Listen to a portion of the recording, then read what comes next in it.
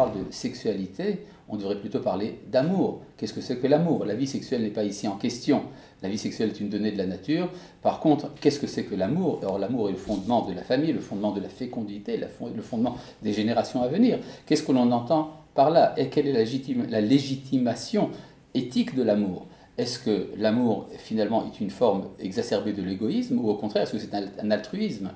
Or, je pense qu'il y a ici une confusion extrêmement grave au niveau des valeurs entre le plaisir et l'amour. Le plaisir étant se servant de l'autre pour soi-même, tandis que l'amour se sert de son plaisir pour l'autre. Or, l'autre absolu, justement, c'est précisément celui qui amène à la fécondité, celui qui va amener une génération à venir, une génération de plus. Or, je pense que c'est ce refus de penser le temps en passé, présent et à venir qui est justement le cœur de notre problème. Aujourd'hui, la sexualité est identifiée à l'amour et donc tout est ramené finalement au moment du présent. C'est un refus de la continuité dans le temps.